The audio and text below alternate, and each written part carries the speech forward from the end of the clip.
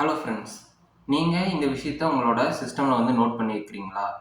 உங்களோட மவுஸோட கர்சர் வந்து பார்த்தீங்க அப்படின்னா டாப்பில் இந்த அளவுக்கு தான் வந்து மூவ் பண்ண முடியும்.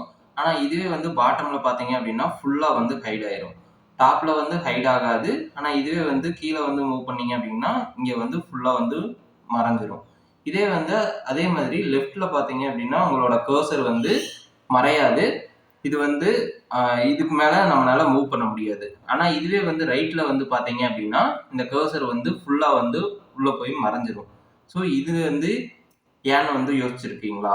ஸோ வெல், இந்த வீடியோவில் நம்ம அதை பற்றி தான் பார்க்க போகிறோம். நம்மளோட மவுஸ் பாயிண்டரில் வந்து பார்த்தீங்க அப்படின்னா இந்த இந்த டிப் மட்டும்தான் வந்து யூஸ்ஃபுல். மற்ற பார்ட்டெல்லாம் வந்து நம்மளுக்கு வந்து யூஸ் ஆகாது. ஸோ நம்ம வந்து மவுஸ் பாயிண்டரோட மற்ற பார்ட்டை வச்சு நம்ம எந்த விஷயத்தையுமே வந்து ஓப்பன் பண்ண முடியாது. ஒன்லி டிப்பை, அந்த மவுஸ் பாயிண்டரோட டிப்பு வந்து ஒரு ஒரு விஷயத்து மேலே டச் ஆச்சுன்னா தான் நம்ம அதை வச்சு தான் வந்து ஓப்பன் பண்ண முடியும்.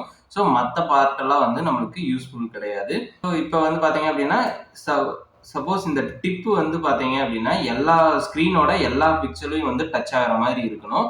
ஸோ மவுஸில் ஒரே ஒரு பாயிண்ட் மட்டும் இருந்துச்சு அப்படின்னா அந்த கர்சர் வந்து எங்க இருக்கு அப்படிங்கிறத ட்ராக் பண்றது ரொம்பவே வந்து கஷ்டம். ஸோ அதுக்காக ஒரு ஒரு கிராஃபிக்கல் யூஏயா வந்து கிரியேட் பண்ணது தான் இந்த கர்சர் அப்படிங்கிறது. ஸோ இப்போ வந்து பார்த்தீங்க அப்படின்னா இந்த மவுஸோட டிப்பு வந்து டாப்ல வந்து பார்த்தீங்க அப்படின்னா எல்லா பிக்சர்லையும் வந்து டச் ஆகும். ஸோ இதுக்கு மேலே நம்ம வந்து மூவ் பண்ணணும், இந்த கர்சர் வந்து மேலே போகணும் அப்படிங்கிற எந்த ஒரு அவசியமே வந்து கிடையாது. ஏன்னா டிப்பு வந்து ஸ்க்ரீனில் டாப்ல இருக்கக்கூடிய எல்லா பிக்சர்லையும் வந்து டச் ஆகி இருக்குது. ஆனால் இதே வந்து இப்போ சப்போஸ் ரைட்டில் வந்து பார்த்தீங்கன்னா இதுக்கு மேலே நம்மளால கர்சரை மூவ் பண்ண முடியாது அப்படின்னு நம்ம வச்சுட்டோம் அப்படின்னா ஒரு சில ஒரு சில பிக்சல்ஸ் வந்து நம்மளோட மவுஸோட டிப்பு வந்து டச் பண்ணாமல் போயிடும். ஸோ அதனால எல்லா பிக்சலையும் வந்து நம்மளோட மவுஸ் கர்சர் வந்து டச் பண்ணணும் அப்படிங்கிறதுக்காக இந்த இந்த மவுஸ் பாயிண்டரை நம்மளால ரைட்ல வந்து ஃபுல்லா வந்து மூவ் பண்ண முடியுது. ஸோ அதனாலதான் இப்போ நம்ம மவுஸ் பாயிண்டர் வந்து ஃபுல்லா வந்து ரைட்ல போயிருச்சு அப்படின்னா ரைட்ல இருக்கக்கூடிய எல்லா பிக்சலையும் வந்து நம்மளால டச் பண்ண முடியும். ஸோ அதே மாதிரி இப்போ லெஃப்ட்ல வந்து பார்த்தீங்க அப்படின்னா மவுஸோட டிப்பு வந்து பார்த்தீங்கன்னா லெஃப்ட்ல கார்னர்ல இருக்கக்கூடிய எல்லா பிக்சலையும் வந்து ஸ்க்ரீன்ல இருக்கக்கூடிய எல்லா பிக்சலையும் வந்து டச் பண்ண முடியும்.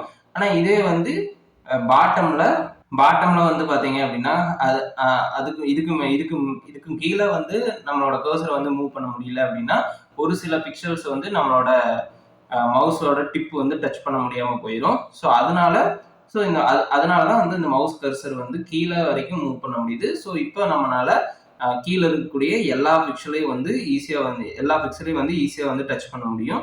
ஸோ இதுக்காகத்தான் டாப்லயும் லெஃப்ட்லயும் மவுஸ் கர்சர் வந்து இதுக்கு மேல மூவ் பண்ண முடியறது இல்லை.